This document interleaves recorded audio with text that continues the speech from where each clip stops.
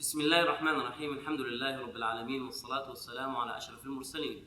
Today we're going to be talking about a great tabi'i whose name is Ataa ibn Rabah. Ataa ibn Rabah was known to be one of the greatest scholars in Mecca. People would come from all over the Arab Peninsula and surrounding regions to ask him for his opinions about very important matters of the religion. But he wasn't always a scholar. In fact, in his early years, he was a servant. He was a slave because of his scholar skin and because of him being sold into the slave trade. He was a slave and he worked for a woman who would give him very simple tasks, but because of his body build, because of his weakness, because of his frame, he was always knelt down, very weak, very fragile. He was unable to match or do any of the tasks that were basically given to him. So the lady just pretty much gave up on him and she told him, I can't even have you as a slave. You're not doing a good job. You know what? Just go ahead. I give you your freedom. You can go and do whatever you want. So she set him free. And interestingly, when he was set free, he didn't know what to do. But because he's been through the slave trade for so many years, he decided, you know what? The best thing to do is to seek knowledge. And this is what his master, or the woman who owned him, she told him, go ahead and try to learn something. So he sat for 30 or 40 continuous years, every single night, learning from the greatest of companions, for example, Abdullah ibn Mas'ud. He sat with them all these years and he became one of the most important scholars, not just in Quran, not just in Hadith, but also in jurisprudence. So mastering the Quran, mastering the traditions of the Prophet Muhammad ﷺ, and mastering the sciences of jurisprudence and fiqh.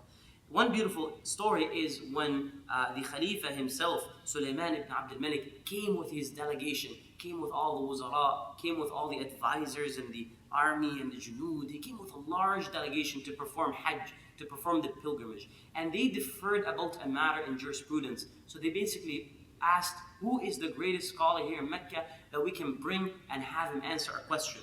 So they told him, go to Ataa ibn Rabah. They went to him and Al-Khalifa, he wanted to bud the line. There's a large line. Everybody has a question. So Ataa ibn Rabah told him, go back and stay in the line, wait for your turn. Imagine he's telling the Khalifa himself, stay in the line for your turn.